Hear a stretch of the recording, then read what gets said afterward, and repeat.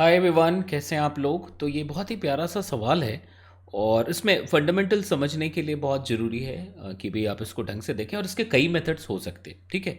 एक बहुत प्रचलित मेथड जो है वो that is the method of equivalent मास। वो भी मैं एक अलग वीडियो में समझा दूंगा कि व्हाट इज़ इक्विवेलेंट मास जब हम एटॉम मशीन की बात करते हैं। वो भी एक बड़ा सिंपल सा मेथड है, बट मैं यहाँ पे दूसरा मेथड आपको समझा रहा हूँ जिससे कि बेसिक्स पता लगे कि how to use NLM, the concept of relative motion, relative acceleration. तो ये फ़ायदेमंद होगा, मतलब जुगाड़ नहीं होगा सॉल्व करने का, एक तरीका होगा जो आपके रियल जो कहते हैं ना एबिलिटी को इन्हांस करेगा, ठीक है। तो चलिए इसको शुरू करते हैं, बट एक दूसरा वीडियो में डालूंगा जिसमें इक्विवेलेंट मास समझा के इक्विवेलेंट मास के कॉन्सेप्ट से भी मैं इसको बता दूंगा। तो पहले भी इसको देखते हैं। बहुत सिंपल है, मतलब यहाँ पे कोर मैकेनिक्स यूज़ करने वाले हम लोग, कोर एनएलएम यूज़ करने वाले हैं, ठीक है। तो देखो इसमें कह रहा है सभी का मास बराबर है सर। ये एम है तो ये भी एम है, ये भी एम है, सभी का मास इक्वल है।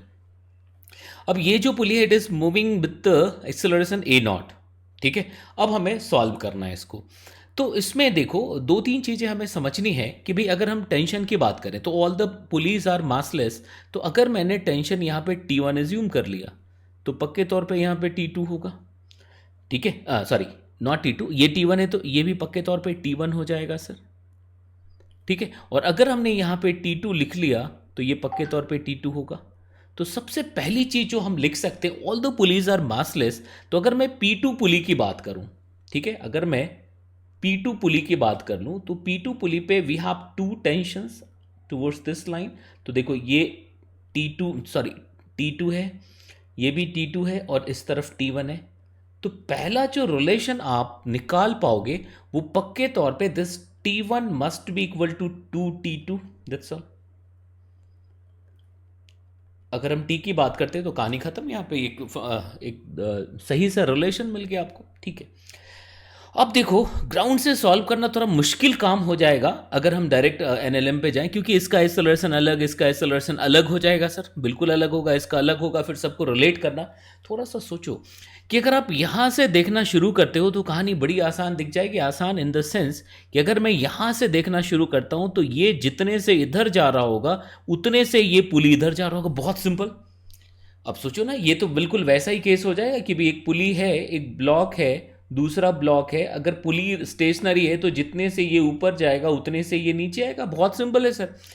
तो सर इस तरीके से जरा सोचिए और आप P1 के फ्रेम में बैठ जाइए। आप P1 के फ्रेम में आ जाइए सर।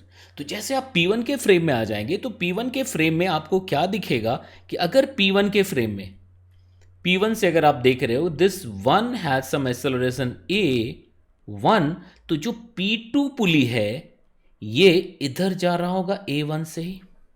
क्योंकि देखो अब जैसे P1 के फ्रेम में आ गए सर, अब जैसे P1 के फ्रेम में आ गए तो कोई पंगा ही नहीं है सर। P1 के फ्रेम में आते ही आपको दिखेगा जितने से ये इधर एक्सेलरेट हो रहा है उतने से इस पुली को इधर चलना चाहिए, तभी टेंशन रहेगा। तो ये तो पक्की बात हो गई सर, ग्रेट। अब अगर हम P1 फ्रेम में M की FVD बना लें तो देखो एक क्या लिखना पड़ेगा हमें, T1, ठीक है। और इधर क्या आ जाएगा, pseudo force mass into that acceleration. यहां तक बातें समझ आ रही? मुझे नहीं लगता कि कोई भी दिक्कत होनी चाहिए सर। ये लिख सकते हैं, ठीक है। क्योंकि हम इस फ्रेम में थे तो इस फ्रेम में T1, ग्राउंड से सिर्फ T1 दिखेगा, but we are in the P1 frame and this frame has some acceleration. It means this is the perfect example of non-inertial frame. तो we need to apply some pseudo force. अगर तुम्हें apply करना है, अगर तुम्हें NLM apply करना है तो कर सकते हैं। अब जरा सोचो सर कि भाई इस बॉडी के पास इधर एक्सेलरेशन है, तो इस बॉडी के पास इधर एक्सेलरेशन है, उसकी वजह से इसमें टेंशन आ रहा है सर, उसकी वजह से यहाँ पे टेंशन आ रहा है, इसमें कहीं से कोई डाउट ही नहीं है। इसका मतलब ये हुआ कि जो टेंशन है वो इस एक्सेलरेशन पे डिपेंड कर रहा है क्या? ये जो टेंशन है वो इस एक्सेलरेशन पे डिपेंड कर रहा है, इसमें कहीं से कोई डाउट नहीं होना चाहिए सर, ये एकदम से पक्की बात है। ग्रेट। तो अगर ये इस पे डिपेंड कर रहा है इट मीन्स हम कह सकते हैं कि this T1 is the function of that acceleration A0। और वो भी इस तरह का होगा कि अगर मान लो कि ये इस तरफ एक्सेलरेशन होता तो कुछ आएगा और कुछ ऐसे हिसाब से ये आएगा कि भाई ये इस पे डायरेक्टली प्रोपोर्शनल हो जाएगा। तो अगर ये इसके डायरेक्ट, क्योंकि आप जब भी आप कैलकुलेट करते हो इस तरह का, बेस्ट तरीका मैं बता रहा हूँ कि अगर ये वाला देखो, तो यहाँ से जब लिखते हैं तो जो टेंशन आता है वो जी के डायरेक्टली प्रोपोर्शनल आता है। अगर मैं M1 M2 लिख दूँ तो जी के डायरेक्टली प्रोपोर्शनल आता है, ठीक है। बिल्कुल उसी तरीके से सोचिए कि अगर हम इसके फ्रेम में चले गए तो इस पे इधर सूडो इस फोर्स जैसा लग रहा है और इस सभी पे इधर, तो एक जी जैसा ही हो गया। अगर सूडो फोर्स से जरा कंपेयर करने की कोशिश करें, बिल्कुल ठीक है। तो हम इस चीज को कंक्लूड कर सकते हैं कि नॉट ओनली फंक्शन, हम ये कह सकते हैं कि ये इस पे डिपेंड कर रहा है। तो डिपेंड कर रहा है तो मतलब ए नॉट के डायरेक्टली प्रोपोर्शनल है, तो हम लिख सकते हैं क्या, A naught as well as that M, ये लिख सकते हैं, ठीक है। ये कैसे लिखा, तो मैं इसको थोड़ा और डिटेल में ले जाके समझा देता हूं कि अगर आप देखो सर यहां पे ये M1 होता, ये M2 होता, ठीक है। तो जो टेंशन इन द स्ट्रिंग लिखते थे आप, वो क्या होता सर, M1 M2 जो साथ में हो जाए, मतलब डायरेक्टली प्रोपोर्शनल टू जी आता था सर। तो अगर मैं पुली के फ्रेम में चला जाऊं तो इन सभी पे नीचे को MA0 और इस पे भी नीचे M-A0 लग रहा होगा। तो यहां पे भी जो टेंशन आएगा वो उसी पैटर्न को फॉलो करेगा। तो क्लियरली हम कह सकते हैं कि T is directly proportional to M into A0। इसमें कोई भी डाउट नहीं होना चाहिए, बिल्कुल क्लियर है सर, बहुत बढ़िया। अब जरा सा सोचो कि भाई आपने इसका एक्सेलरेशन A1 लिख दिया था ग्राउंड के फ्रेम में। अब अगर देखो तो P2 की बात करते हैं, तो P2 के अगर एक्सेलरेशन की बात करें तो with respect to this pulley P2 का एक्सेलरेशन इधर A1 है and P2 is moving with A0।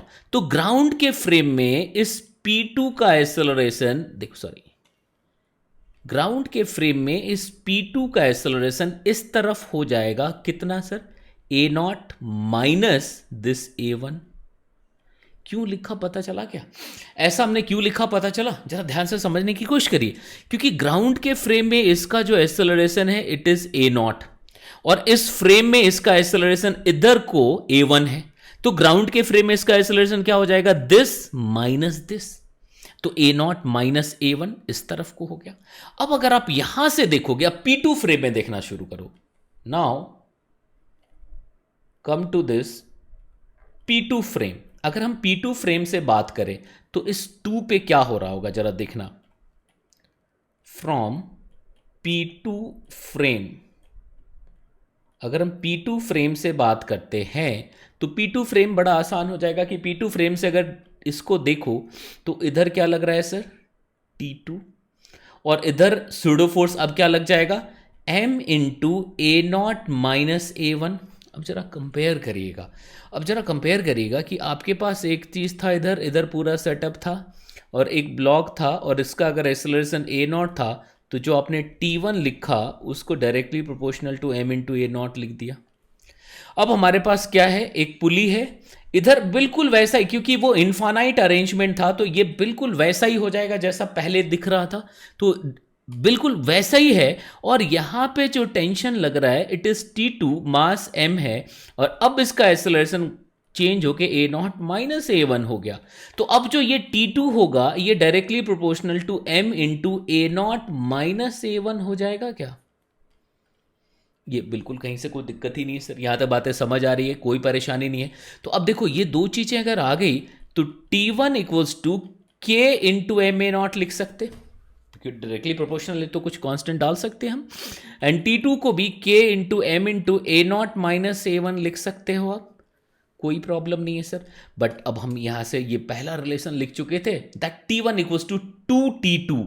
तो अगर T1 2T2 था, अगर T1 2T2 था तो T1 के प्लेस पे 2T2 रख देते हैं sir, it should be equal to K M into A0 upon, sorry इसको डिवाइड ही कर देंगे ना, तो देखो T1 के प्लेस पे तो इसको T2 ऐसे ही रहने दीजिए, तो इसको अगर डिवाइड कर देंगे दोनों को तो K M A0 minus A1 आएगा। अब देखो ये कैंसिल हो गया सर, अब ये K से K कैंसिल हो गया, ये M से M कैंसिल हो गया, तो अब आपके पास काम बहुत आसान हो जाएगा। That A0 can be written as 2A0 minus 2A1। तो अब देखो यहां से हम लोग कैलकुलेट कर सकते हैं A1, so A1 can be written as, ये इस तरफ आ जाएगा सर, इस तरफ आ गया तो ये कितना आ जाएगा, ओके A0/2। तो देखो A1 आया A0/2। अब जरा ध्यान से समझिएगा व्हाट वाज A1। अगर हम A1 की बात करें तो it was the acceleration of one, मतलब first block with respect to pulley one. अब जरा सा सोचते हैं कि भाई ये पुली था बेटा आपका, and this pulley had acceleration of A0, and with respect to that pulley the acceleration of this body was A1। तो हमें तो acceleration of this body with respect to ground पूछा गया है, ठीक है। A1 is the acceleration of this body with respect to pulley. तो ground के फ्रेम में acceleration of first body can be written as A0 plus A1, और A1 हमें A0/2 मिल चुका है, तो A0 plus A0/2, so it is 3A0/2। That's all. समझ आई बात? तो ये जो एक्सेलरेशन का डायरेक्शन होगा ये क्या हो जाएगा, टूवर्ड्स लेफ्ट। आई होप बातें समझ आई है। ये एक बहुत सिंपल और सही अप्रोच है, यहां से सॉल्व कर सकते हैं किसी भी तरह के। अगर ये ग्रेविटी की तरफ हो ऐसा तब भी हो जाएगा, बिल्कुल सॉल्व करेंगे, कहीं से कोई पंगा नहीं आएगा, ठीक है सर। लेकिन इक्विवेलेंट मास का कॉन्सेप्ट भी बड़ा अच्छा लगेगा आपको, वो मैं थोड़ा सा हिंट दे रहा हूं। एक दूसरे वीडियो में मैं फिर इक्विवेलेंट मास कैसे लिखते हैं, जैसे एटोड मशीन है तो ये लिख देंगे सर। तो हम पहले टेंशन कैलकुलेट करेंगे, टेंशन कैलकुलेट करके यहां पे कितना फोर्स आ रहा है वो चेक कर लेंगे। अब उस टी को क्या कर देंगे, ऊपर जो टी आ रहा है इस पॉइंट पे M इक्विवेलेंट इंटू जी कर लेंगे, कि अगर मैं इस पूरे अरेंजमेंट को इस मास से रिप्लेस कर दूं तो at the hinge we will get the similar tension, so it would be the thing which can play the role of equivalent mass of this arrangement. तो इस मेथड से भी मैं सॉल्व करके बता दूंगा। तो आई होप यहां तक बातें समझ आ गई है सभी को। तो चलिए फिर मिलते हैं, तो शेयर लाइक थोड़ा कर दिया करिए, ठीक है। चलिए फिर मुलाकात होती है।